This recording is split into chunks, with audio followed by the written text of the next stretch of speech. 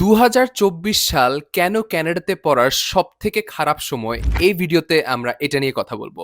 আপনারা যদি এই চ্যানেলে নতুন হয়ে থাকেন, আমি দীপ্র প্রত্যয়। আমি ইউনিভার্সিটি অফ মিশিগানে computer science undergraduate complete করেছি এবং currently masters of management student হিসাবে আছি। আপনারা সবাই জানেন that Canada is by far the most international friendly place there is, or in this case it was the most popular international student friendly place. আজকে আমরা 5টা রিজন জানবো কেন 2024 সালে ইন্টারন্যাশনাল স্টুডেন্টসদের জন্য Canada is no longer a heaven as it used to be.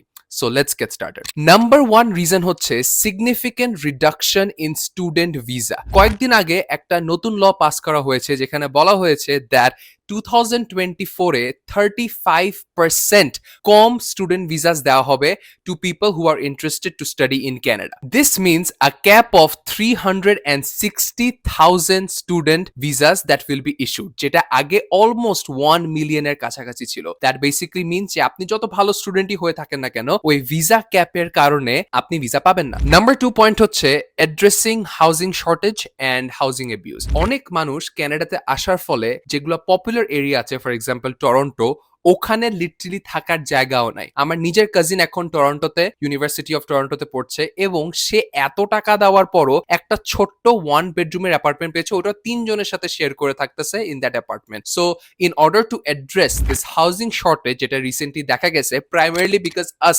International students are basically taking away all the housing spaces, এটার কারণে they are reducing the number of students that can come to Canada in 2024. Third পয়েন্টটা কিন্তু অনেক interesting.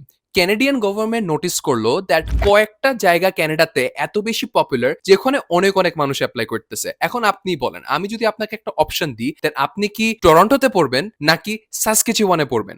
আপনি definitely টরন্টোতে পড়তে চাইবেন because it's the most known place in Canada. যেটার কারণে যেটা হচ্ছে, almost 50% of the other Canadian territories and provinces এর মধ্যে কোনো স্টুডেন্টই যাচ্ছে না.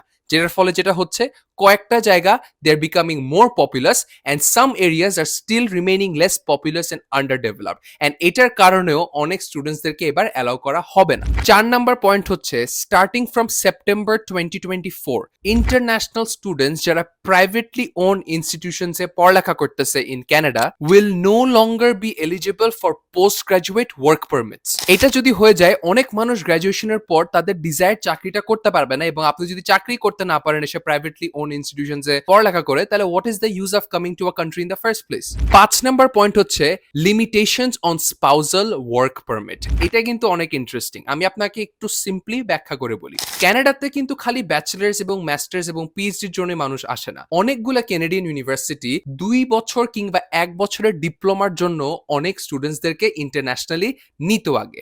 কিন্তু এখন there is a small change in rule. আগে যদি একজন যেত, তার বউ ওখানে গিয়ে যে কোনো জায়গায় কাজ করতে পারতো এবং ভাইস ভার্সা. কিন্তু এখন the rule states it will restrict the ability of a spouse to work randomly in different places in Canada except for those যারা একটা মাস্টার্স এবং ডক্টরাল প্রোগ্রামে এনরোলড আছে. মানে আপনি যদি কানাডাতে গিয়ে মাস্টার্স এবং ডক্টরাল একটা পজিশনে যান অ্যাজ আ স্টুডেন্ট, তখনই আপনার স্পাউস ডিফারেন্ট জায়গায় কাজ করে আপনার ফ্যামিলিকে সাপোর্ট করার চিন্তা করতে পারবেন. কিন্তু আপনি যদি ব্যাচেলার্সে যাচ্ছেন বিয়ে করে বা জাস্ট একটা ডিপ্লোমা কোর্স করতে যাচ্ছেন, তখন কিন্তু আপনার স্পাউস আর কানাডাতে কাজ করতে পারবে না. একটা টাইম ছিল যখন মানুষ বলতো that Canada is the way to go. আমি কানাডাতে গিয়ে 3-4 বছর থেকেই কোনো মতে একটা পিআর পেয়ে ওই দেশে থেকে যেতাম. বাট জাস্টিন ট্রুডো চাচা নিশ্চয়ই এটা বুঝতে পেরেছেন, অ্যান্ড হি ওয়াজ রিয়ালাইজিং দ্যাট যারাই কানাডাতে আসতেছিল they were not as qualified as they were expecting them to be, and that is why it was not helping Canada in the long run, and এটার কারণেই